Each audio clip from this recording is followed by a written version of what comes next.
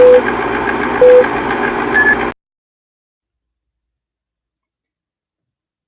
know, whenever I say I'm gonna be, I'm like I was sure I was gonna be here at 2:30. I put out a post. It's the first post. Hello, everyone! First post in the new place, and our first stream in the new place. I'm very, and it's I should have I like a check to what hello it's hello Akika hello hello everyone hello I should have checked to see if I didn't have like the lights it's and thank you Dan for the new lights. It's you guys can hear me right, like it's not talking into the clear blue yonder at no one. You guys can hear me right, we're doing that again. But yeah, it's I realized I had my camera and my mic set up in the different direction than the lighting. So that was let's see. Also, you didn't start till 5:45. He's got true, true. Maybe I'm really early for 2:30 tomorrow. That's the plan. But I'm in as some of you guys as my patrons. It's an angry young man. I miss my one Twitch faithful. I'm so glad to all right. I'll stop randomly making noises in the background here in a second. Sound levels are good. I've got I'm in a whole new place. There's a whole new hold on a second color scheme back. I've got a little gym, a little home gym that my roommate and I put. Holy shit! I told you I had. Hold on a second. Let me take the head. Not that I really need the headphones, but yeah, it's coming in fucking curly. See, like it's this whole mop of curls. So yeah, hi Leo, right? But yeah, I'm really. Let me just enlarge this so I can see it with my like. No matter what, my contacts get a little blurry through the day, so just enlarge it so I can see all of your comments as they're coming in. Here we go. But yeah, it's with I don't need to have this on. Why am I?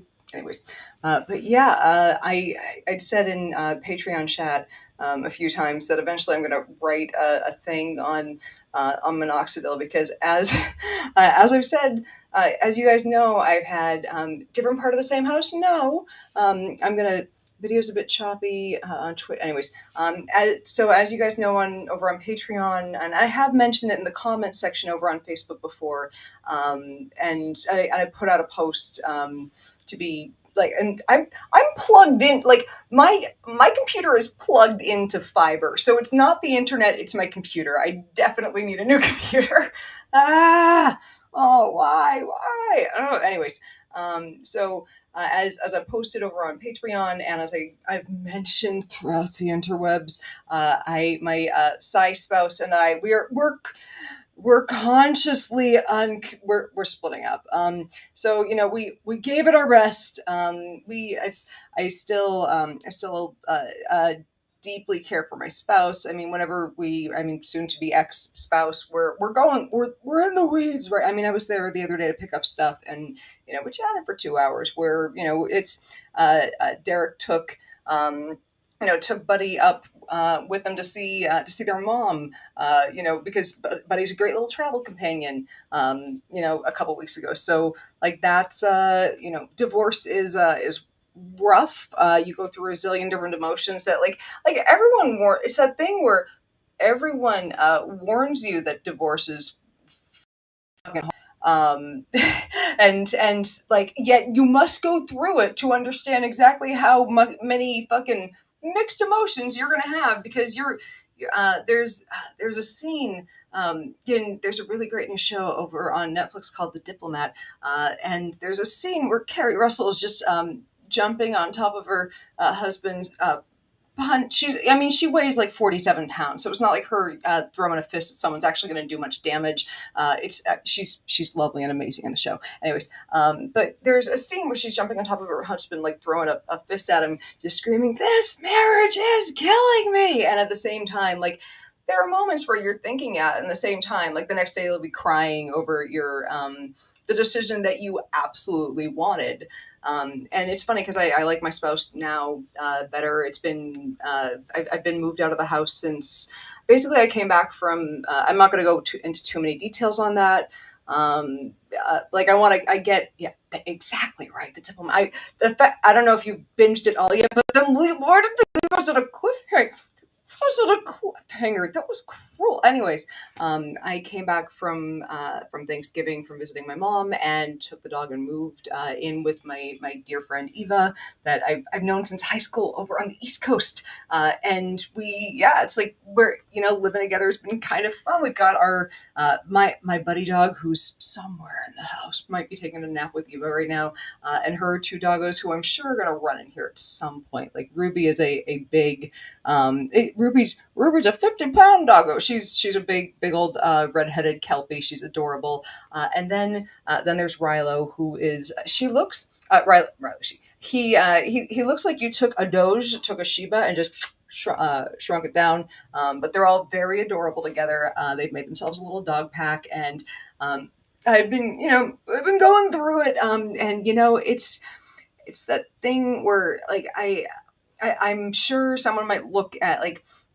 modern, like my mom and I have had very my mom's divorced as well, and we've had very different experiences. She fucking hated her, like my father, her ex, for good reasons. By the time they were done, there was nothing left there, and like there's like there's nothing left in my it to be in a relationship with my soon to be ex spouse. But man, like we can sit and chit chat and have some giggles together, and it's okay. And I like them better, a lot better now, that we're not like we treat each other better. It's like we were chatting, and it's been I hear I'm gonna move swiftly off that because the other day, writer's strike is happening in LA. It sounds like it's a complete tangent, but this is gonna wrap into a thing that kind of puts a bow on the divorce thing and allows us to move on. Okay, so my roommate is a TV writer, so it's fun thing. We were both like we were on the math team together. I was a mathlete. You got this should not surprise anyone. So we were. She was 2 years ahead of me. She was a grade below my brother. We went to school across from. I definitely need to steam these curtains, don't I? Oof, I just put them up the other day, and I'm just happy that everything's done in this. Anyways, we went to high school together. She went to, if you know any of the colleges of the Fenway in Boston, like she went to Simmons, I went to Emmanuel. We went to just happened to go to college across the street from each other.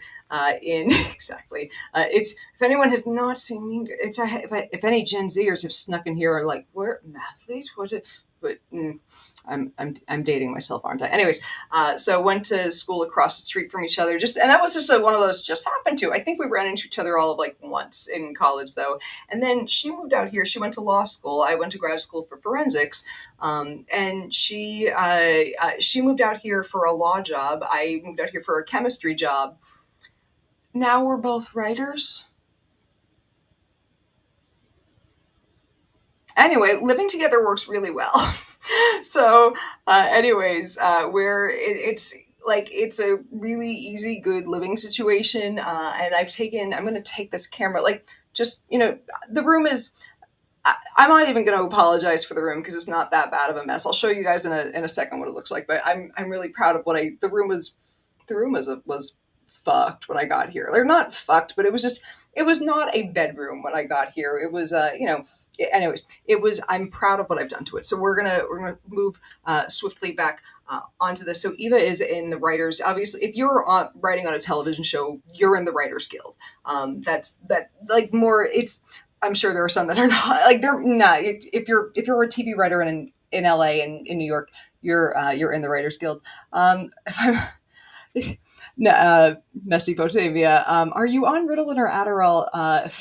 If so, you need to cut back. No, I think it's just I haven't been exposed to humans even on the internet for so long that I'm just distracted. But no, I'm actually on Adderall, but this is a sign that I need to up the doses that I'm getting so easily distracted. But moving swiftly onward. So she's in the Writers Guild, and as you guys know, they're striking. We will get to some sciencey type talk. That type talk if y'all throw me some questions, but I'm going to finish up this quick story. in the Writers Guild. They're having some strike meetings. They're already out there picketing. And gosh darn it, that looks like some great exercise. I'm going to join them for a couple of these days of wandering around the studios. So she's out there picketing. They had a strike meeting, and it just happened to be nearby my spouse. My spouse, my old place in the USC area. And I'm like, you know what? I will head out there with you. I'll give you, and like, because so many people were going to be filling up this auditorium. They're like, yeah, carpool. And I'm like, hello, Amanda. I'll head in with you. And, I'll just, like, it was like a few blocks over from my old place. And that way I can go, because I'm still moving stuff out. Like, it's very not a nasty divorce.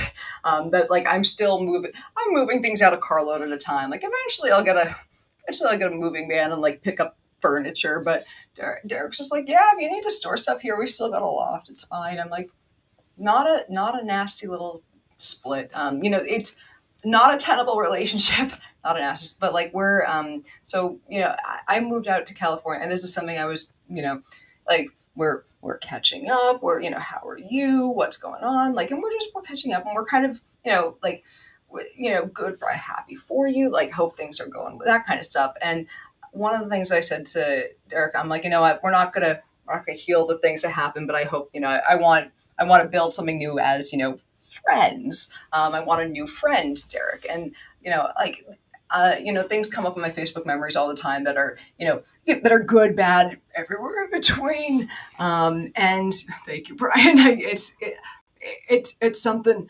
It's a new emotion, that's for sure.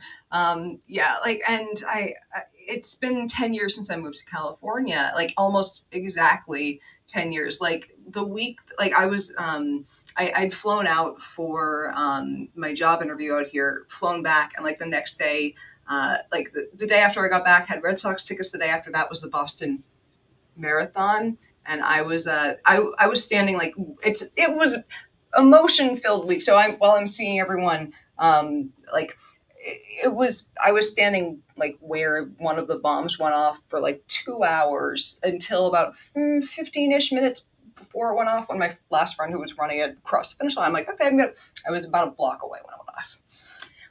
Very like all the different it's every time April 15th rolls by, every time the end of the month rolls by, and it's the pictures crept up on me. And the last as most of you guys know, because I'm a bag of emotions. A glass case of emotions. Anyways, my brother died. It's within 18 months. Brother died, divorced. I'm just my life is going really, really. I'm in therapy, I promise. So my I said to, I was talking to Derek, and I was like, yeah, the pictures came up from when I was passing through Kansas City on my way out to California. And in those pictures were like, around the same time, somebody gave both my brother and I dogs named Lily. We both, he had a black lab, I had a yellow lab. And there's this great picture of my brother feeding both of our lilies. He's bent over, and all you can see is the top of his head, and he's bent over and he's feeding, the lilies treats, and all you can see is this big mop of curls. And I didn't have curls before. I'll get to that in a minute, but like it looked so much like me. And I just looked at Derek and I was like, could I have a hug from my new friend Derek? Because I was, it had been a rough week of just going over lots of things. And like, it was nice to, like, we could sit there and have a talk and have a cry and have a hug, and not have it be like, think, okay, we're moving, neither of us are trying to fix this old thing. We're too old. We're moving towards a different thing. And that's kind of nice. So that wrapped up well, and I boxed up a lot of my shit. So that's where that ends off. So anyway, it's writer strike is treating our house interestingly. My roommate runs a side business of selling possessions. Hello, Leo. She runs a side business of selling her possessions on eBay, or more accurately, thrifting, and she knows brands really, really well. So I've managed to, like, as I've lost a small Yvette of weight, and move and need to get new stuff, like rebuild a lot of my things through, I've rebuilt something through eBay. I've rebuilt a lot of things for you. Sent me so many things off of my Amazon wish list, and the curtains being one of them. And I thank you so much. But also divorce unexpected. I couldn't like click a bed into into being. I had to go out and like it was one of those like hunt for a while to see if I could find a used one, and eventually just be like, nah, I just need to find one that I flop onto and go, yeah, I could spend a third of my life on this. So I'm glad I could come back. It's been, look, going through brother dying, divorce, the place I was in before, not ever feeling, like it wasn't. We were living in an unfinished. The attic wasn't quite finished. And the same thing that was happening for the last few months when I moved in. So I'm just going to show you guys. I'm going to take the camera, and I apologize that I'm turning this right at the lights that are kind of blinding me, but I want to show you guys. Look at my first Space Mom overlooks this area. I'm going to work out my lights. Oh, I can do pull-ups now. I just want to show up. I actually have a pull-up bar and I use it, but we have the ride of the Emu Cavalry. I still need to take some tape off that wall, but that was one of my brother's paintings, and that's not the one that got lost in the mail. There's a picture of me, my mom, and Joe Biden on that wall from back when he was Senator Biden. Michael Gatt, I believe, sent me that television. Thank you very much. I appreciate that. Those are paintings from me and my brother over there. One of you guys sent me that shelf, and I've gotten very good at assembling shit. I'm just throwing it in there. Anyways, another wall of paintings and whatnot. And I've taken that bed is now in where the closet was, and I've taken the closet, and like there's a little nook over there, and the closet is like an external closet. So the paint job is this really, really dark blue green called Dark Night. And over here there is, right behind me, there's a door and a window right next to each other. And that goes to hold on a second. That goes to there's a nice little cement porch and a really big backyard. So that's my new little living space. So it's cozy here. It's nice. It's quiet. There's no frat house next to me. There's no frat house next to me. There's no frat house next to me. I love it. I love it so much. I like living in North Hollywood. Yeah, I like my new space. I know that was a really quick little twirl around the room, but yeah, I like my little space. But again, thank you guys for hanging in there with me. It's been hard. Well, like when I moved in, the walls were because the bedroom or the room has been used for different purposes in the house over time, so it hasn't always been a bedroom. Sometimes it's been kind of a utility room. So it's not like, even let it go into a state of disrepair. Like it's like people do what they want with the rooms in their home. So it's like, but the room, as people have followed my this disadventure of mine, the area below the chair rail, the area that's still gray, that's the color is going to stay. That whole area of I thought that there was maybe like a layer or two of that, because there was a layer or two of paint that was just chipping so terribly, and I'm like you brushed your hand by it and it's like paint was it was coming off the walls. I'm like, what? I can't. I tried painting over it and it was like, this is not working. So I thought, all right. So I first spent like a day, just a day going over it by hand, just chipping it off with a paint scraper. But then I saw at least two more layers of paint chipping off underneath it, and I'm like, all right, I'll get paint stripper. That won't be too bad. I'll just sleep on the couch. I'll just sleep on the couch for it'll take like a few days, maybe a week while I'm finishing the. You guys, I slept on the couch for at least 6 weeks. Oh my God. So like I didn't get to sleep. I already had the bed. Like I just covered everything, and I covered everything in plastic sheeting and whatnot. But it was, God, it was just depressing to come in here and be like, all right, I'll grab new leggings and tank tops and underwear and go. Like I had my stuff basically stored in the bathroom. I was living out of I think I just come back from, like when I started that all, I had just come back from whatchamacallit, from a speaking gig over in Denver, Colorado. Also, hey, Secular Hub, Denver, you guys are, I love you guys. But like I just come back from a speaking gig. I'm like, you know what? Before I'm just gonna get right to that. Like after I think I never really unpacked that bag from when I came back from that, and I was like living out of this toiletry bag in the living room. It was like I'm grateful for my roommate for just being so chill about, like, it's like she might have been screaming on the inside, but you know what she did? She smoked a joint and put the fuck up with it because she's a wonderful human being. So like that I cook for her. So it's like we have she what can I say? Hey, Margin, it's wonderful to see you. To see your. It's wonderful to have your presence in the chat. Hey, hello, Darmentos. It's Kathia, and Mento. I'm just happy. I'm happy to see you all here. You fill my heart. You fill my soul. You do make sure I'm able to pay for kibble for the dog. Like these things are all very important. So I'm grateful that you guys stuck around. It's been a very fucking, like, it's not that I'm back to normal. I mean, there are some things that never change. Yes, this is Diet Coke in a milk jug.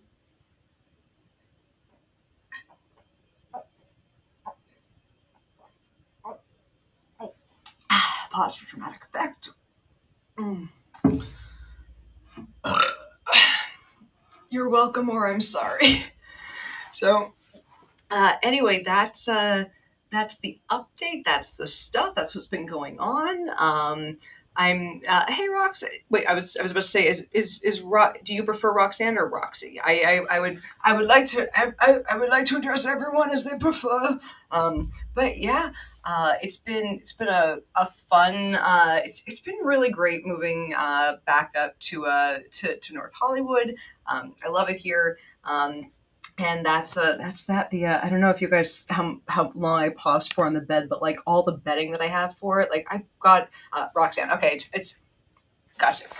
It's my last car was named Roxy, so that's why I just, anyways, but yeah, like all of my bedding I have, like because my roommate, she, like I said, runs this eBay store. Like I've gotten really good at hunting for fancy designer stuff on at Goodwill. That's my new sad little side hobby, but I really need to, like, can it and finish editing my book. But it was one of those, I needed to get a few things done to kind of get my brain through the last few months. I wanted to get my place looking good. I needed to get, I'll update you on that in a second, Dick. I needed to get, Cat, got you. It's Jorge, I'm still fucking married, and I'm never doing that again. I have one condition. There's only one set of circumstances. My roommate and I have decided there's one set of circumstances under which I will ever get married again. Has to be a billionaire, a multi-billionaire with less than 6 months to live, who has no children and is leaving everything to me. Other than that, nah. That's all we're that's I said I would try it once. What, look, like I'll try any weird sex shit at least 3 times. Like, once might have been the wrong partner, twice might have been you did it wrong, 3 times I'm out. Like, but like marriage, 1 and out. That was good. It was not good for me. Just I did everything I could for that one. So do the billions have to be dollars? I was about to say, I'm a billionaire in Shibcoin. Oh man, it's I would say many billionaires in the meme coins sitting in the comment sections. How about merit? No, I'm not trying it again. It's like I have cancer in a million. Where I'm mostly joking, joking it, but I'm also still married. So it's mid divorce, and by mid divorce I mean we're I'm still too married for any of that. So moving swiftly onwards. So I think I downloaded. But anyway, see, I'm made up of more than a billion. Oh, you're made up of at least like 2 billion atoms too, I'm sure. So, but oh man, no, it's you know, like when I hear people going for like a fourth marriage, like it's how did Larry King do that 8 times? People get married 8 times, 8 times. Why? How do you like after the third? Like I mean I understand that it's kind of a joke when people say the definition of insanity is doing the same thing over and over again and expecting different results. But man, like I understand trying it a second time, and that it depends on what went. It really depends on how different the second person seems and what went wrong the first time. Like I'm curious, but I feel like if the second one does not go well, if something goes wrong, if similar things, if there's a cluster of wrongness that keeps occurring, maybe go, I am the same variable in this equation of love. I need work. So I'm like, there are things I'm working on myself, because I'm like, I'm not gonna sit here and heap all the blame on my ex. There's still a person who I value, who I'm close to, but moving on. Marriage is complicated. I try how people do it more than twice, man. I'll never. You're gorgeous. You're very funny. I'm part. I'm part of Ukrainian ancestry, but there's a reason we came over here. They didn't. In yeah, I'm just saying here, they didn't like the Jews back in the old country. Hmm. Moving onwards, putting down the bottle of Diet Coke, the small milk jug of Diet Coke. Um, hmm.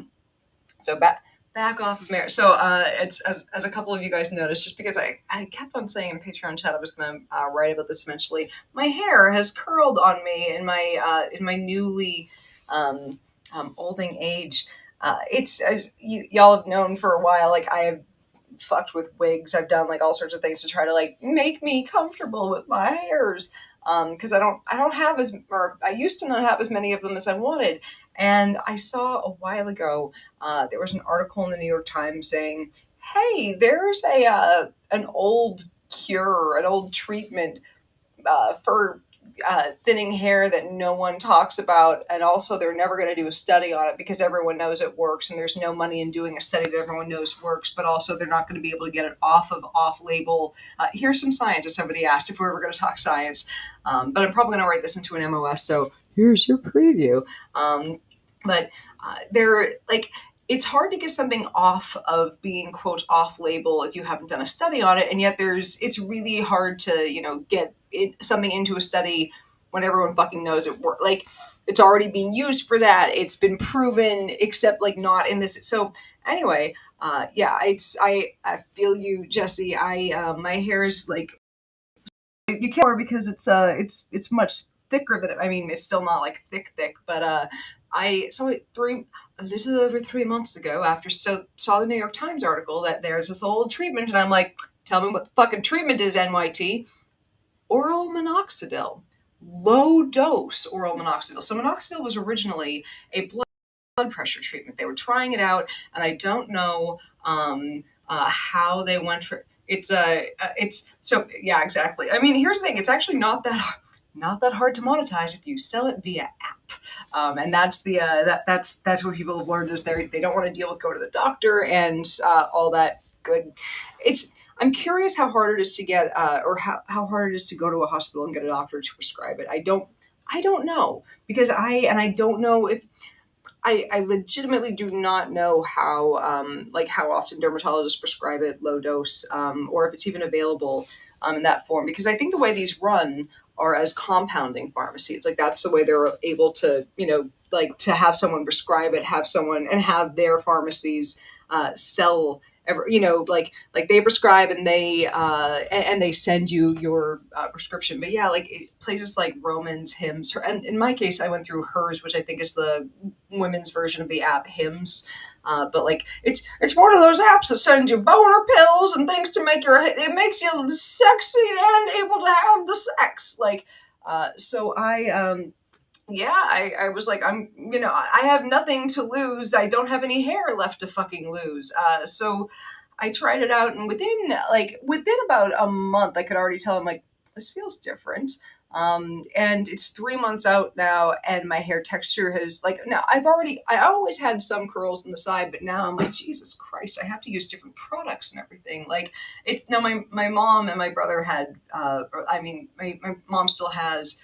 My brother had ringlet curls, so I'm like, oh man, I finally my genetic. It just made I'm like, is this what my hair would have like? I don't know if the textures changed or if this is just what my hair would have looked like if it had always been like a little thicker. But this is so exciting. It's so, but yeah, it's there's but they always said test if assigned female at birth, folks should not. No, you can. Rogaine can absolutely be used for women. There's like, but obviously speak to this is like there are now there are topical Rogaine formulations for women, but also like oral minoxidil. Now the reason why it was like I think it is still used prescribed in relatively, it's not often used as a blood pressure medication because in high enough doses to really fuck with your blood pressure, it's gonna make you hairy, and not just on your head, but it's there. You're gonna get some hair a little. There's gonna be hair in more than just the fun play. Like I mean, this look. This might be too too much too much information. It made my other large deposit of hair thicker as well. Do with that information what you will. I was a little surprised by that. So that was like it's made my eyebrows bushier. It made my hairline creep forward. It was like watching my hair like the it's these I didn't have like the sideburns all the way out to here before. Like these are all fucking new. So, but yeah, if you're struggling with thinning hair, fucking go out and try. I mean, here's the thing: if you're struggling with thinning hair and your heart is healthy, and that's the other thing, like talk to your doctor because it really does. It is a heart medication. So it's thank you, Heather. But yeah, like it has not made my it's bullet maker. Here's the thing: different people are affected by it different ways in terms of how much it affects your head versus how much it makes other things hairy. I'm very that it made the hair on Michael, there will not be hair of the pictures of the other hair deposit. But yeah, like if I feel very lucky that it worked. But yeah, it's if you're, I'm yeah, get it's if it's something you're curious about and you're healthy, talk to a doctor. Go check out one of the apps. This is not medical advice, but yeah, this is something that bothered me. I mean, there was a girl that I went to college with who I thought was a really good friend, and I feel like I'm sure, like this wasn't even the thing that was said in malice. This is just one of those things that a careless thing that someone says. But like I said, I'm like, yeah, I need to get product to make my hair look a little bit thicker. And she said to me, yeah, I was wondering what was up with your hair, like in that tone of voice, and it made me like I've always like since then. I mean, it's not that I was under any impression that it wasn't thin, but like realizing that somebody was looking at my hair going that people were looking at my hair wondering what was up with it. I'm like, oh, it's not just thin, it's problem thin hair. And I I understand that I both understand that men have that insecurity. Oh, how do you tip the stream? If you would like to tip the stream, but just the tip. If you would like to become a Patreon, head to patreon.com/SciBabe. If you would like to support, if you would like to support me, but just once. If you don't want to, if you're not ready for that kind of commitment, head to just, there's a link to my PayPal. Just link in the little. It's, you might get. I'm not, I'm not contagious yet. We haven't made me airborne. It's there's a link to all sorts of things right down below there in the description. There's it's you can send you can hit up my Amazon wish list. You can just slide right into my PayPal. Oh yeah, that's where I like people to slide, just the tip, baby. Oh yeah, but also the Amazon wish list. That's where you can send me candy that I would like to not that I'm trying to not eat. But if you wanna if you wanna persuade me to do something that I'd rather not do, you can send me candy. So, anyways, those are ways that you can support all this. But anyway, the trying up to Dylan, seeing baby, you don't know how much is on my wish list. But yeah, trying out minoxidil was a thing I'd been curious about. I tried the topical stuff once before, and I really hated the way it made my scalp feel. I found it itchy, and I was like, you know what? I don't know what I've got left to lose with this, and I've been very happy, impressed, amazed, and I can't wait to see how long it can get, because I've never been able to really grow. When you have really thin hair, it looks it just, let me rephrase this. In my personal opinion, it does not look good on me when I've tried to grow it long when it's been at this thin. So I'm very happy to that it's working out. If you're curious about it, look, I'm part of Skeptics Association. Look, if you Jorge, the SciBabe at gmail.com. We can, you can, let's work something out. I would love. I'll learn Portuguese if I have to get over. I'll memorize a talk in a language I don't know yet. If that's what it takes. Let's. I need to. All I want is to get off this continent before everything really goes to hell. That's all I'm asking. Anyways, so that's the science project I've been trying on myself, is turning myself into is just throwing Miracle Grow on my head and seeing if it works, and it seems to. So that's worked out for me. Let's see. To do the SciBabe at gmail.com. So sorry here about your life issues. Glenn, you know what? Look, Justin, I already speak. I'm not fluent, but I'm conversational in French and Spanish. Portuguese can't fuck me up that badly. It cannot. Jim, this is after 3 months of it's like twice as thick as it was, but you don't even know. Like I would have to, that sprinkle hair stuff. I would put on sprinkle hair before every live stream before, or I'd wear a wig. That's how thin it was. Yeah, there's an A1C med that's apparently being prescribed for. It's like, oh, and I've been planning on talking. Maybe I should talk about call it. I do not know the Appalachian accent enough to try. I don't know if it's or not. I'm struggling with hair that's lost color, not thinning. I will survive if my hair goes gray. I see some grays coming in, and I'm like, that's fine. If I can just have enough of them so that it covers my scalp, that'd be really great. So A1C med that's being prescribed for weight loss. I'm not sure. I'm not sure if I'm thinking about the same one. Are you talking about Wegovy or Wegovy, or the other? Are those Christ, I haven't been keeping up with them enough, or what class of meds they are. But I know that they're there's this hugely popular kind of diabetes medication that's both works for diabetes and for weight loss, and they're a huge Ozempic. That's they're both prescribed under Wegovy and Ozempic, are the two names of them. See, somehow I missed the start of this, but now I'm glad you're I'm glad you're here, Dan.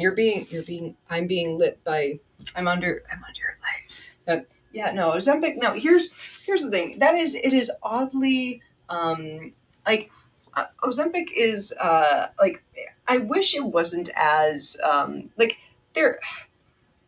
I have a lot of opinions on this. So y'all know that I've lost a lot of weight. I've lost about 100 pounds.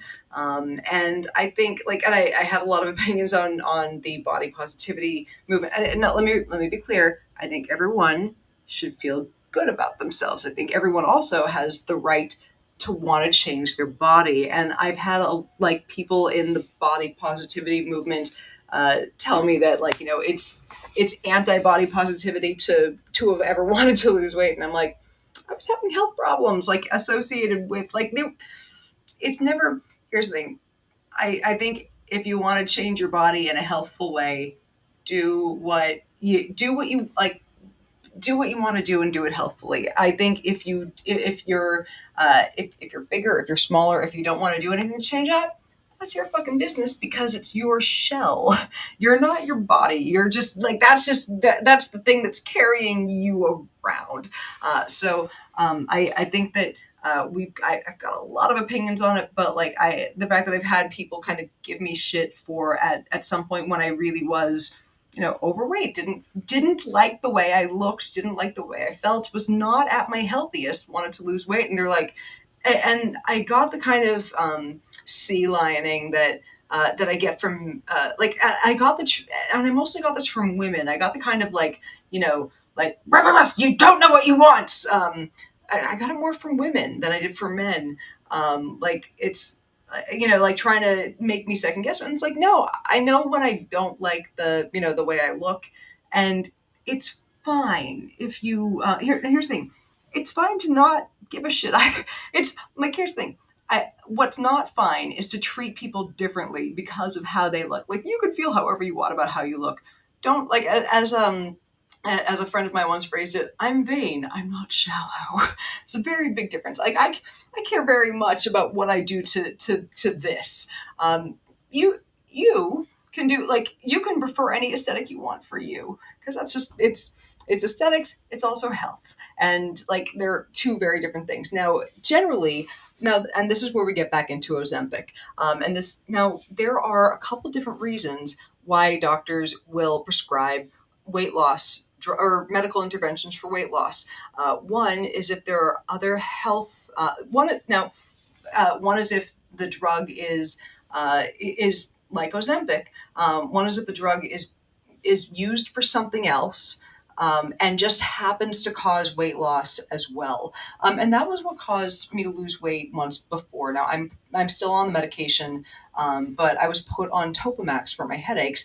And some people get the side effect of their hypothalamus getting a good little tickle, and they're like, food, big deal. And that's how I lost weight. Or I mean, here's the thing, that's partially how I lost weight, but I had to be so hungry that I was dizzy before I would, or let me rephrase this, I wouldn't feel hungry. I'd have to get dizzy and be like, oh, I should probably eat before I realized that food was the thing. It was very strange.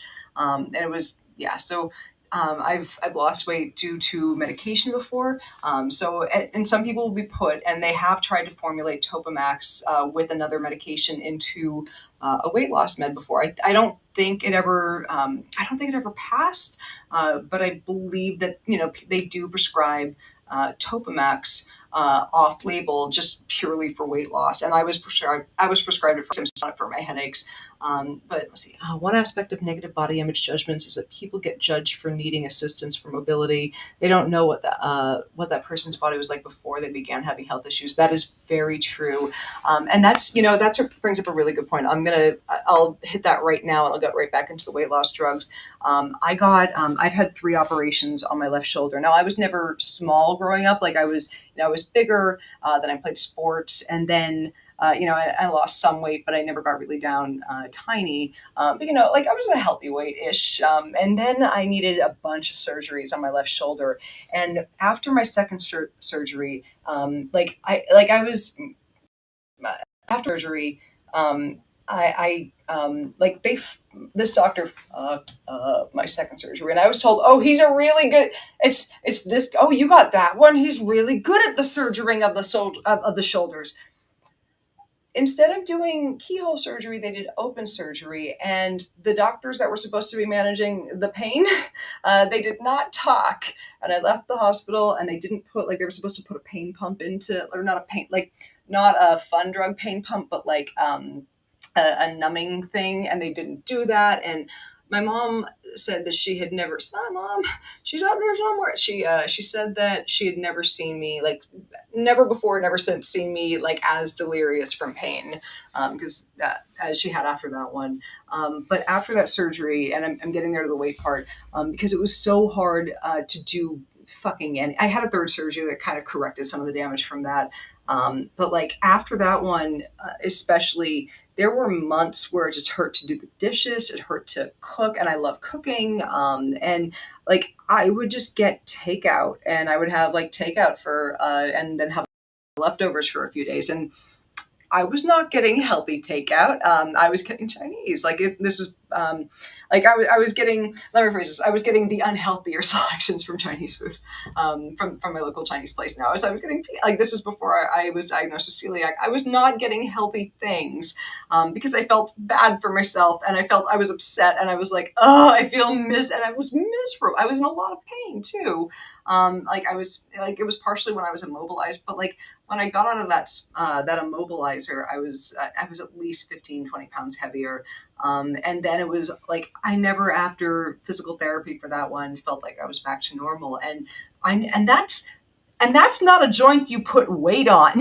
Like that's a joint that was preventing me from just using it to clean and to cook healthy. And that threw me off so much. Like I've been put on, like I talked about a medication that helped me lose weight. I've been put on a medication for anxiety that I could not keep myself out of the fridge if I, like, you chain me to the wall. I couldn't stay out of the fridge. It was not it was, I think it was called Remerol or Remeron.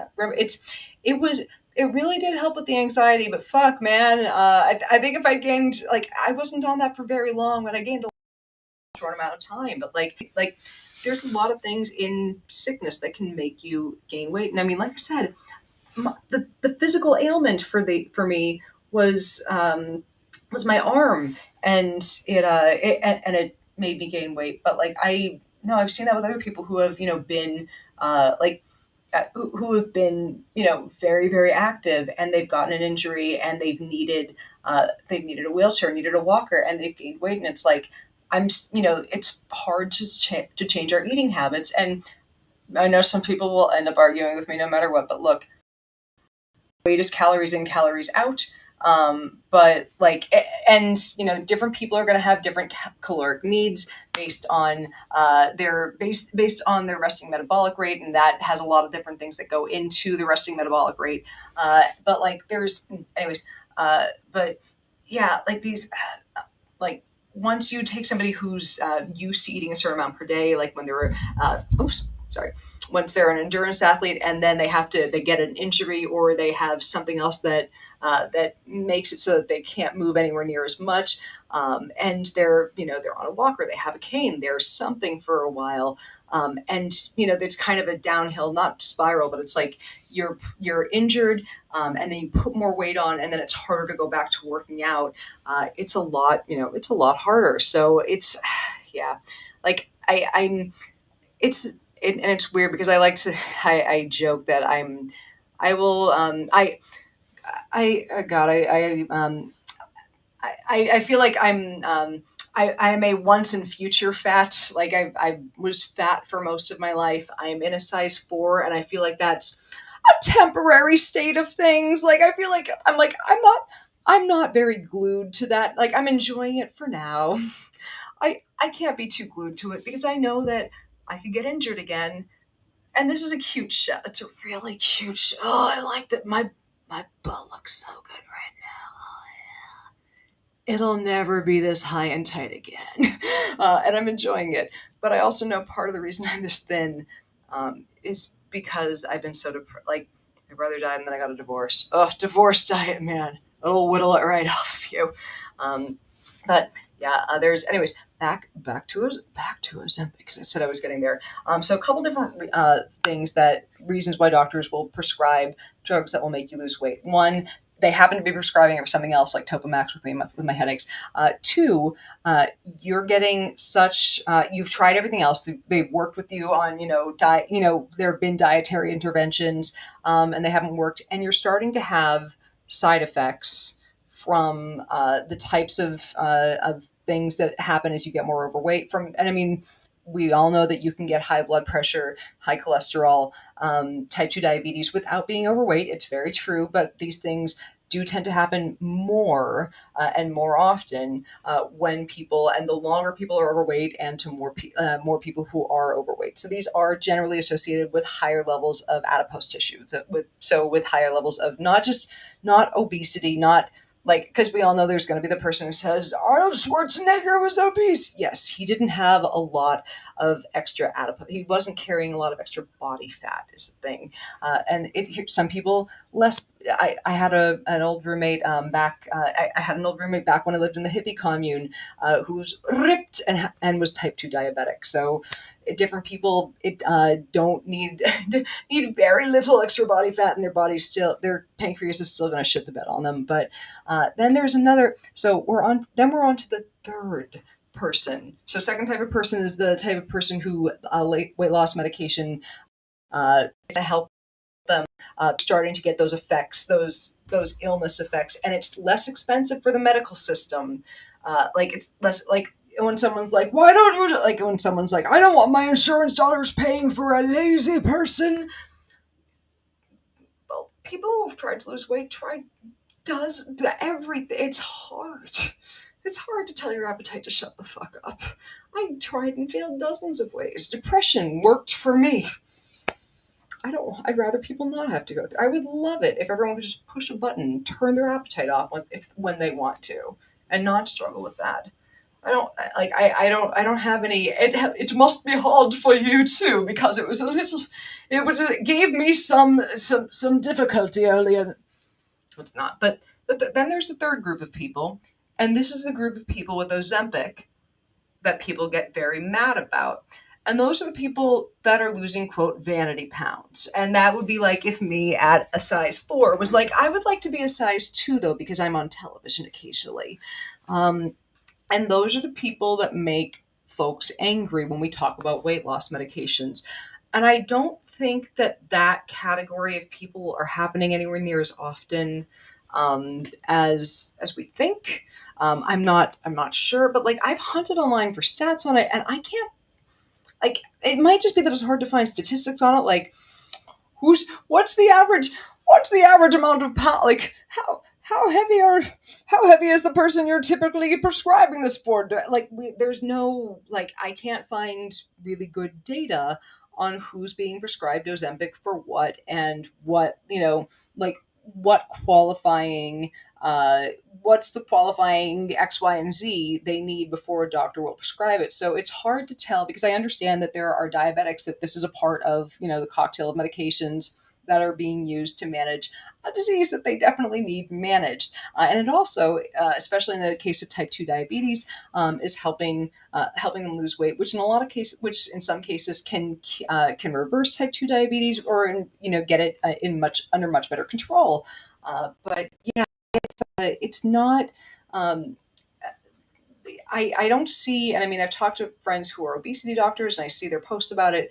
Ozempic is one of several drugs that use safely to help lose weight, and apparently Ozempic, it's in a class that is better than almost any of the rest of them to lose weight. There are other A1 agonists. I think I could be misremembering, that are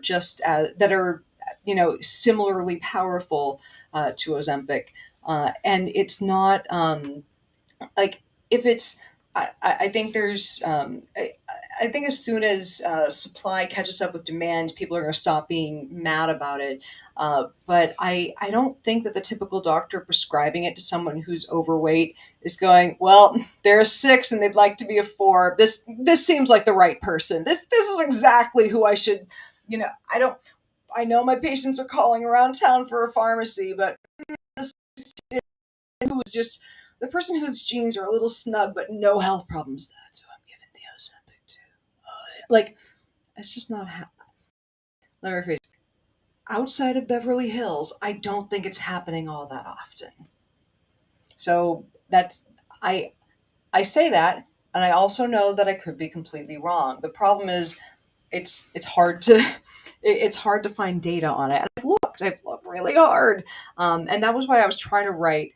I was trying to I was trying to write an article on it, and I'm like, I find can't much. Let's see, interesting you mentioned perception versus reality. It's the same weird type of claim that are used for politically for political purposes, whether it's crime, immigration, gun control, or yeah, it's. I mean, I think the thing is like because it was so like it was a great story, right? Like people like to demonize fat people, and this is like I don't always agree with the fat activist movement. Like I do agree with them on a couple things. Number one, we treat fat people horribly. I was treated horribly as a fat kid. I was treated horribly when I was a bigger adult. Hell, I still the thing that people say to me immediately on the internet when they want to be mean and they think they're going to say something that's going to get me.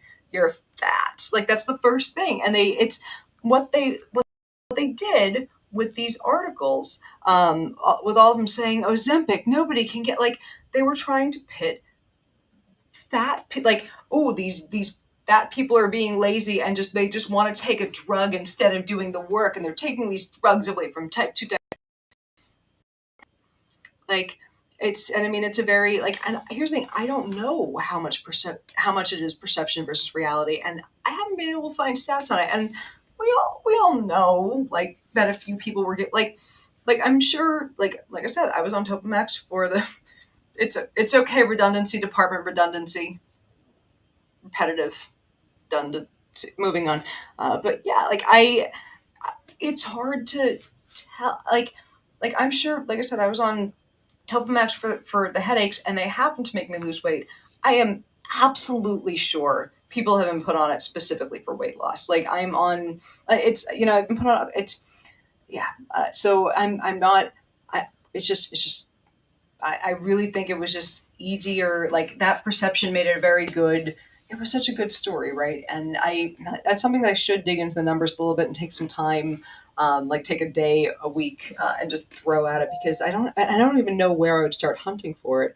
But no, you're right, Jim. Body shaming it's hurtful. Like it's the number of things like it's the number of things we do and the number of little neuroses we get just because people have been mean about how we look. I get neurotoxin shot into my face every couple of months because of it. So look, I just want to say I'm pretty.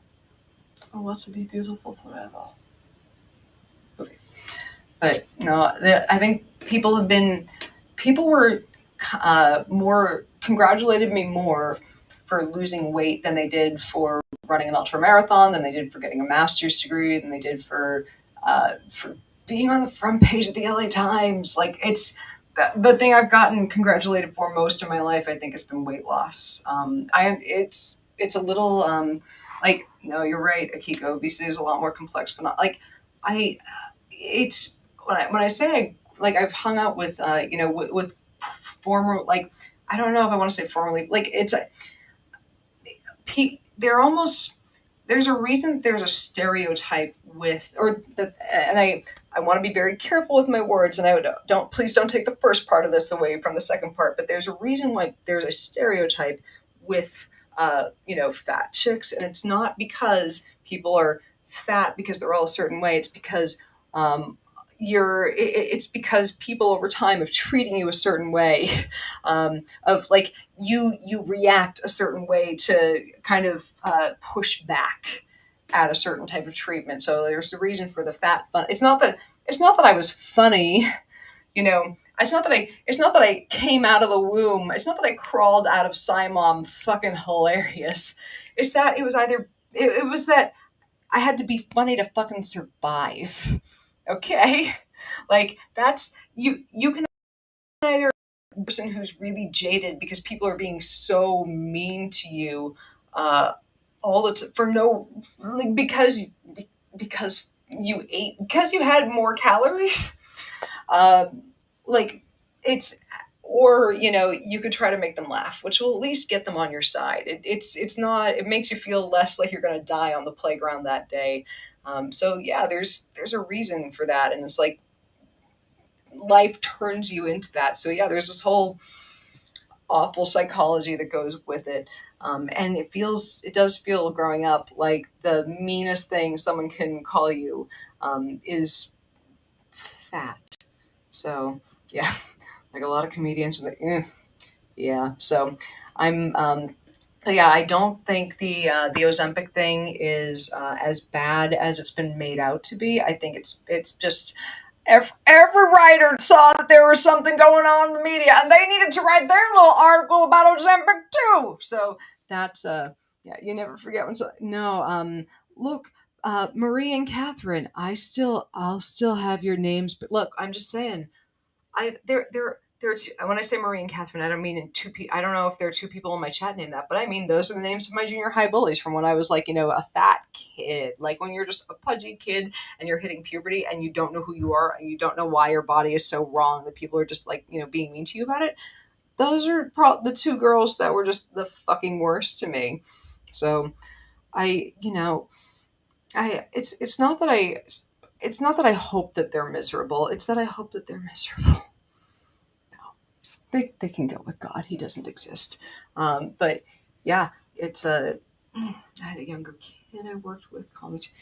Yeah, being a fat kid's miserable. But I got over it with a ton of depression. So that's how that worked out. Anyways, we can hop off of that because that was a long rant about Ozempic. And also we've been hanging out for an hour now.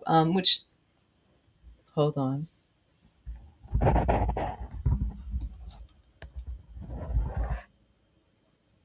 Do any of you guys who are old classics here think the newbies what's it been? Do you know? Do you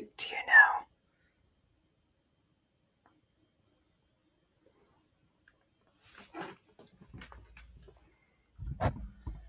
Sorry to the newbies that didn't know that was coming, or you're welcome. It's been a very long time since the screen lick. It's been so long. So long. I just needed to get that out of my system. It's been a little while. I feel back to myself. Just if you weren't sure if I was feeling myself again, I'm feeling myself again. It's been a few minutes. I'm back. I'm doing good. So morbidity estimates that obesity is perhaps 5% of the cause. Sloth is rather, you know, that's an interesting point. You know what was interesting? One of the like early on in the pandemic, there was a thing that was pointed out a lot. Remember the couple of things that people were sure. I'm glad I could come through for you, Laurie. I remember that there were a couple things everyone was sure were making COVID worse. And there was one was being older, another was obviously poor cardiopulmonary health, and another one was obesity. Turns out the obesity one isn't true, and that really surprised me. So it turns out and it was just a matter. We're really bad at math. And I mean, there might be some correlate, or like, yeah, it's older, bigger people. It's like, well, a lot of older people are bigger. So that was part of it. But basically, the percentages of bigger people that were overweight people lined up with the percentage of overweight people in the country. So, hey, Adrian. Let's see. And great to see you too, Scott. So, but yeah, it's not, it seems that if you're in otherwise good health, and you were a little overweight, that wasn't the thing that was going to fuck you up. If you had COPD and you were 70, you know, that was not good.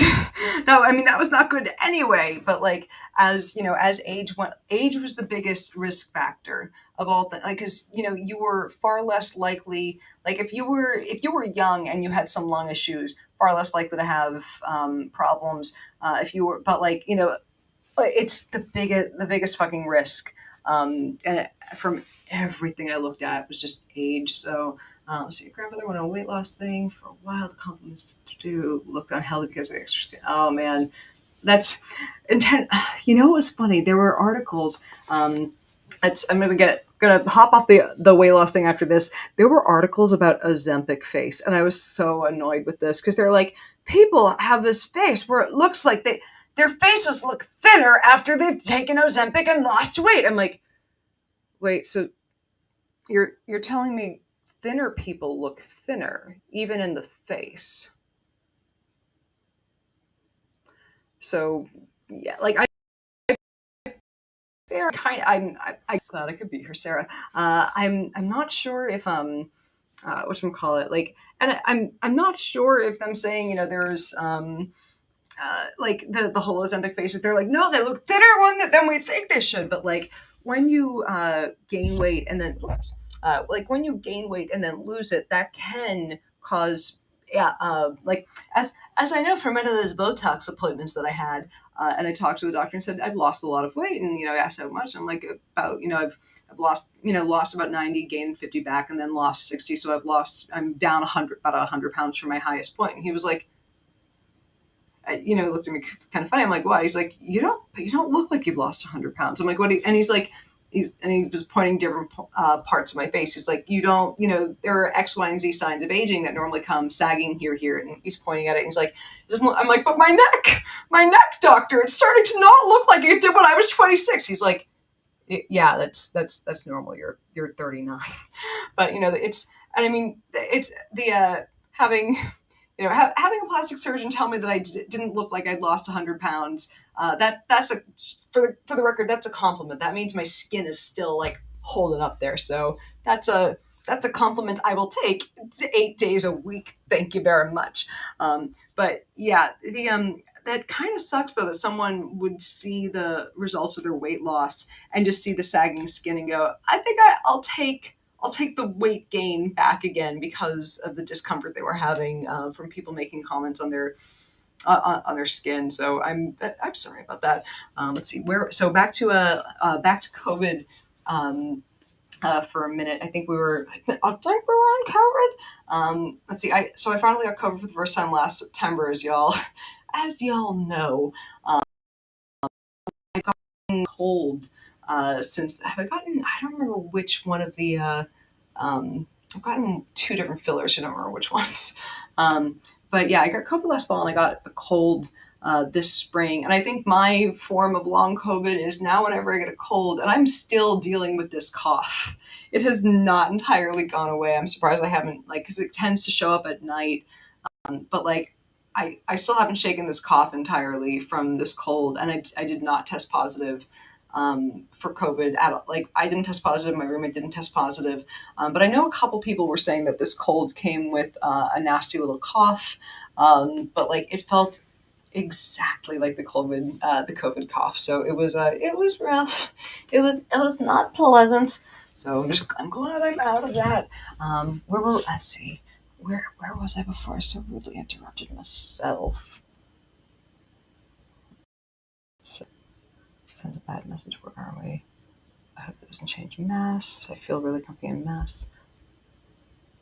Can't mask. I still will, but I spent a lot of time in the hospital. So yeah, it's been like, it's funny. I feel like every time that I look at the news, there's another thing saying either there's another thing saying here's the new superbug that's coming out, and like there are a couple different people on Twitter that I remember from the beginning of the pandemic that were like some of the first to ring the alarm on there about COVID, and I was pretty early on going, yeah, I think COVID. This seems like it's going to be bad. It's spreading quickly, amidst a handful of people being like, nah, it's fine. It's going to be okay. But like one of the doctors on there who I'm not like, here's the thing. I think COVID's still bad. I think there's still reasons to wear masks. I think that it's still going to keep causing. Oh yeah, we were on the weight and COVID issue. That was it. But yeah, like it's age is the biggest. That's where we were. But like I still like there's one doctor who was very quick, who's still very quick to jump on any outbreak is like a fucking 5 alarm fire. And that's here's the thing. There are a ton of diseases that like I've written about. I've done like a 1 day MOS that because it was in the news because they're like, guys, it might be the next COVID. And it's like there's until we see a growing outbreak of something like that there's bulletins being sent out to everyone. There's no like monkeypox was not even the next COVID, and it was fucking monkeypox. So,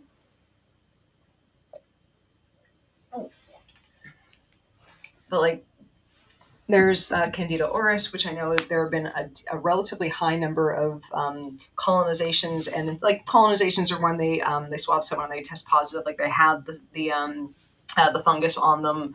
But oh yeah, that's going to be how the actual that's going to be how the real mushroom zombie apocalypse comes about. I'm just saying, but yeah, Candida auris, if it actually causes an infection, not just a colonization, I forget the exact terminology on that.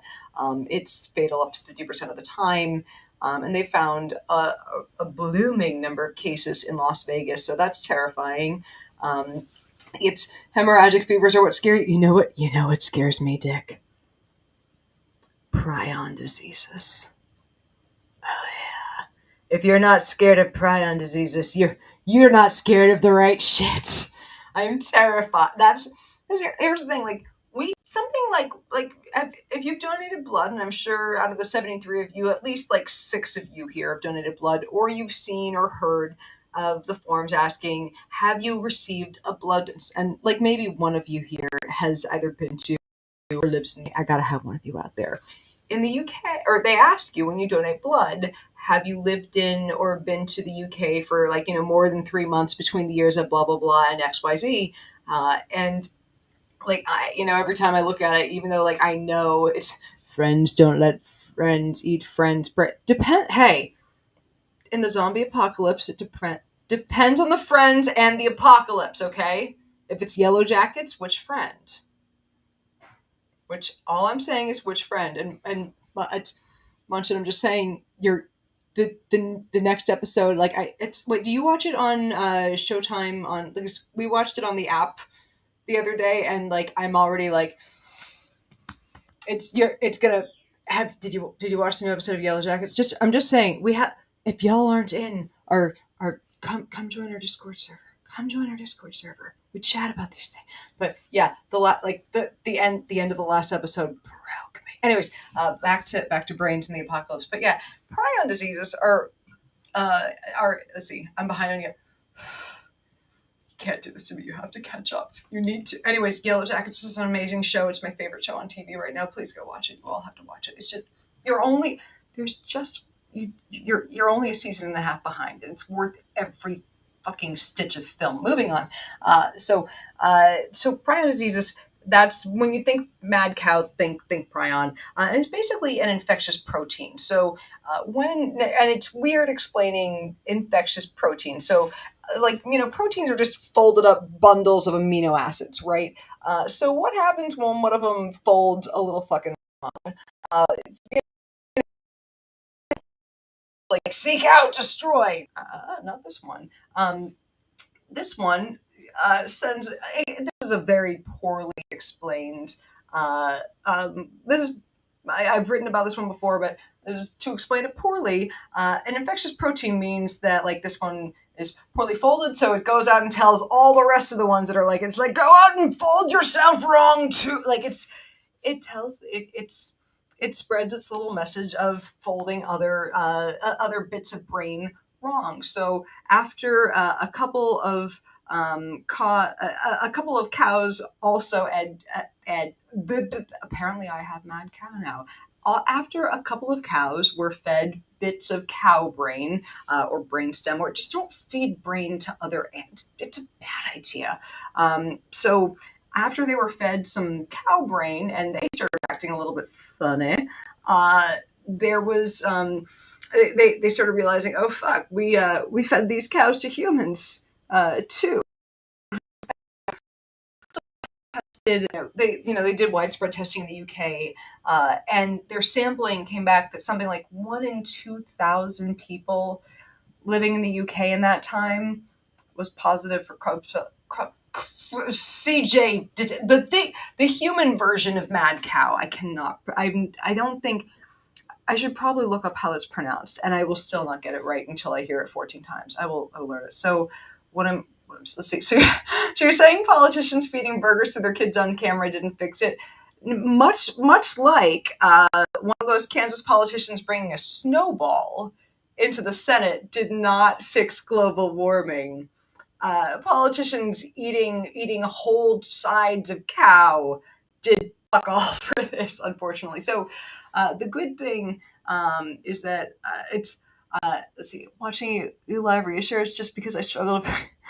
It's glad to know that my struggling helps you know that I'm very good when I can take 5 minutes to like get this all out, but I I need to like stop and restart when I'm talking. I don't think that I would ever be the best TV show host. But y'all hanging out with me in here for a bit is a good time, which I enjoy.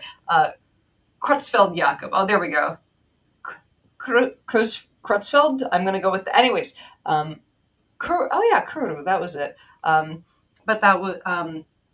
But yeah. So about 1 in 2,000 people in the UK. Which means it's coming. The zombie apocalypse is upon us. Oh yeah. Which means that Charles will be the last monarch of England.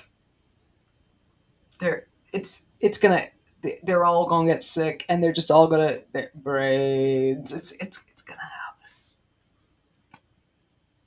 happen. I can't wait. No, it's gonna be. We don't know. Here's the thing: just because people are infected, we don't know how many of them are actually going to get sick. So there could be it could be just a ticking time bomb, or nothing, or somewhere in between. So God save the king, I guess, as of today. Or as of the second Queen Elizabeth took her last breath, technically. But yeah, that could be CJ. I'm gonna go with CJD. I like that CJD human version of meth. Let's see, meth heads are basically oh man, it's I. But anyways, let's see. We're still trying to figure out how to put his ears on our money. Oh my god. I'd say don't be mean to meaner. Like, look, I know that what like my Canadian relatives in Nova Scotia would complain about the Queen being on their money. I can't wait to hear them complain about the king. Like Queen Elizabeth was about as bad as your next imperialist ruler of a fucking empire. Sorry, monarch. It's head of a constitutional monarchy. But like King Charles, man, I feel like my Canadian relatives have words out there to hear. There are going to be words, and they're going to be funny. Zombie apocalypse would be a positive improvement to the UK at the moment. That was another reason. I don't know if the person who also said watch that, who backed me up on The Diplomat being a great show. They have they have parallels for the current people or recent people who have been in office on the show, and they have a kind of parallel for Boris Johnson in the UK, and it's like the scripting, the acting job, everything is just Betty Simo. Anyways, Diplomat, Netflix. I'm clearly being paid to.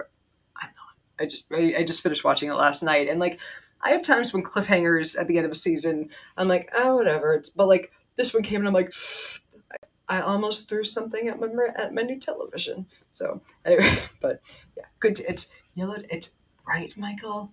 It's the thing that I found about having a roommate who's a TV writer is that I end up watching. Like I used to just I watched YouTube a lot. I watched a lot of like online, like here's what's happening on the here's the internet drums. Like it was like, and I watched a lot more like not that I don't still keep up with politics, but I would watch a lot of quote unquote inside baseball. It's like I wanted to keep up with who's discussing, like who's are Stephen who on the left is talking about Candace Owens talking about Steven Crowder, which, oh my God, was that not amazing?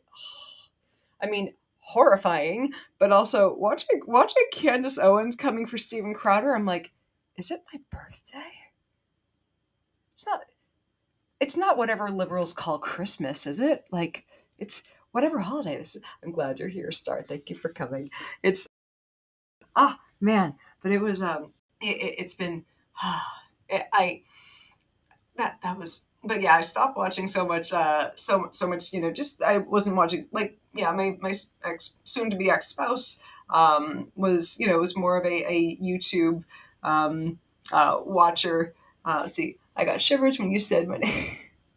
Michael Squires. Anyways, it's I can put on a fake Russian accent and say it too if that'll give you a thrill. I can't. Moving on. So where was I before I so rudely interrupted myself? Oh, we're pulling out all the old classics today. And then they get in the loop. Wasn't supposed to be aspiration. Let's see. Speaking of zombies, but watching The Last of Us. Oh my God! Look, I'll take a zombie. Look, The Last of Us. I will take a zombie apocalypse with Daddy Pascal. Okay, I'm almost divorced. Like, I'm joking, but I'm just saying, Craig. I know you like my writing. Give my number. Tell Pedro. Call me. Anyways, call me. So, but that's no. They're in my. Let's see. Let's see. Living with a TV writer who switched over from watching a whole bunch of YouTube analyses videos, which still tune in, still have my faves, still have my people that I watch, that I'll tune in for like a 3-hour analysis of why a theme park closed down. It's Defunct Land is an amazing channel. But yeah, I've just been like, we'll sit there and like, hey, which show do you want to binge that we haven't seen yet this weekend? And like, she'll know people in the industry, or she'll find like, here's what was happening season one. Like, and it's interesting to see how the shows change over the season based on all the moving parts on it, and that's kind of been fun to do. So who knows? Maybe I'll start writing a TV show or something. Maybe I'll do some writing that's not just for your Facebook wall. I have an idea for a sci-fi thing, but if I throw it on the internet, obviously somebody else will write it and get in there, while studios are paying, get all the people who actually want to work are going to get. So fun story. A quick little. I'm gonna wrap this up at about the 1:30 mark, because I'm eventually. Look, if I'm going to lose my voice this weekend, it's either going to be through sucking dick or smoking pot, and I'm not sucking a single dick this weekend. So that means it's definitely not going to be from talking too much on a live stream. I've got some pot to smoke. I came here sober, and I stayed sober the whole show. Anyways, so from roommate having, from being a TV writer, let's see, my roommate that I was so afraid of passing COVID, bound for a BTS concert. Oh man. Oh. But yeah. So, anyways, so roommate, TV writer. So I do see, I see comments on the Twitters. I'm going to try to not look at the chat screen. Me talk pretty. I'm going to try to not look at the chat stream for a moment, because I will keep getting distracted. But if you guys have questions about the writer strike, I'll hear what I can, based on what I don't know. I don't know much, but like I know what I've been informed of and what like I'm around. But like I do see some misconceptions, of like, oh, why isn't this group going? Why can't other people? So here's the thing: if no one's going to like. I've seen, oh, these writers just don't want to work. Let the people who want to work have a chance. No, nobody, not a single, like the DGA, the Directors Guild of America, even showed up to one of the bigger Writers Guild meetings, which apparently the DGA is not known for showing up for these kinds of things, and they should. The Directors Guild is not crossing that line. Very few. Some shows are finishing up what they have scripts for. There are some at some studios they've been managing to stop production by like actors, uh, teamster, like not talking. You need a set built, and you're a studio that uses all union labor, and you're not going to get like it's Teamsters won't cross a picket line. Like the fact that it is this tight of a strike, like, and there, it's not that like they were starting here, and the writers asked for this, and the studios gave this, and they're not fine. It's that they were starting here, the writers asked for this, and the studios gave this. They maybe gave this. Like they didn't they barely budged on a few minor things, and the guild was like 98% in agreement to you can't get writers to you can't get half of writers to agree that on it's have you met a writer? We're we're an annoying bunch. We're a disagreeable bunch. Um, but yeah, they 98% agreed to strike. There were some major issues that basically, like, if before that led to a lot of unpaid slash underpaid work being done. A lot of residuals due to streaming have been cut down to like tiny little fractions of what they used to be. A check that would have been $20,000 years ago down to a couple $100. And it's I and writers are still. So here's the thing: depending on the level you're at of writer, you're still making okay money. But if you're in your first few years of writing, you're fucked in ways that you're not later on. Like, or there's less protection if you haven't quite gotten enough credits to get. I don't know if credits is the right term, but you haven't gotten enough credits to get into the guild yet. There's like you can like I've seen friends get paid the equivalent of less than minimum wage because they weren't into the like. There's been it's I there are writers who have to take up a second and third job. It's not there's not enough. There's not the same protection there used to be. Now, if there was like, and I know there's going to be someone who's like, it's a death. Like, not in this audience because y'all are lovely and y'all are here for me, who's a very silly writer who spends a. Do you have any idea how much I read for that article I wrote yesterday? That's a whole nother thing that I'll probably rant about in a patron only stream. Let's see, what's the date? Probably either next weekend or the weekend after that. So we'll sort that out later.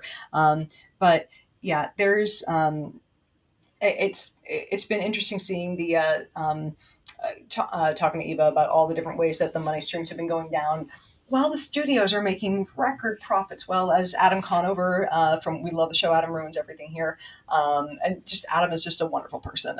But like I've only met him once. It's not like he's my tight buddy, but he's like everyone I know who knows him, nothing but praise to heap upon him. But he's been out there supporting other writers and other people who are working with the union on the strike. But it's not like these people are working in an industry where there isn't any money. They're working in an industry where I believe the CEO of CNN makes $250 million a year, where other studio heads tens of millions of dollars in compensation packages. So it's not they're claiming, oh, we don't where's the money? I don't know where the money is. What do you mean money? And yeah, when Eve and I are going for a drive through Burbank, there are all these new studios building all these studios building new lots. All these like it's there's money.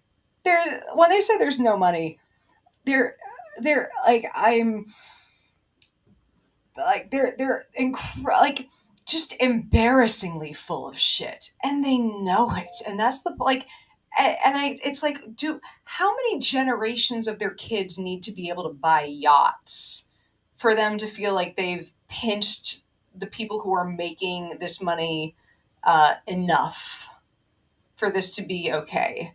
So anyway, that's that. I think I'm gonna close off there. I think I'm gonna pinch off there. Anyways, as always, you guys support the writers, support the WGA strike. I it's that. I'm hoping that this strike is over soon, because as much as I'm sure Eva loves just working on her tricep muscles by holding a sign, wandering around Disney, they would all like to get back to work, paid fairly for what they're doing. So anyway, I love you all. I hope. Hold on a second. Let me just get out of the screen because I had this thing expanded. Just escape out of there. Okay, cool. It's working well.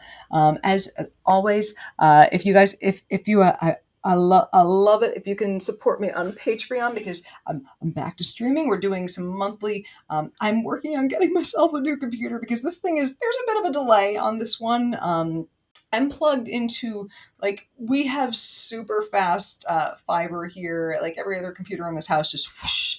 This little one is she's slow. She's had the worst part is that my RAM is soldered into the fucking hard. I have non-upgradable RAM. Anyways, I need a new computer. I'll get it. It'll be fine. Anyways, but I love y'all. I'll see you guys here. Either it's look, y'all know that my health is temperamental. I'm going to do one of these a week, either Friday or Saturday, and I'll let you guys know. I'll let you guys know when I'm going to be here next. But I'll see you guys next week, and I'll see I'll see patrons around the 15th, give or take. Same as we used to do. I love you guys.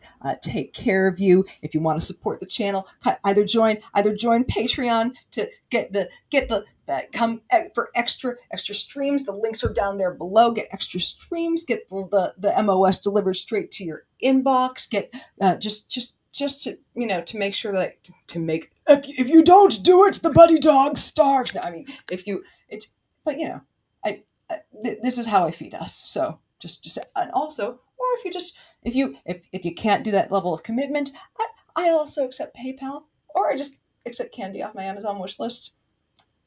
I'm not. What can I say? I'm easy. Anyways, I will see you guys next time. Bye bye.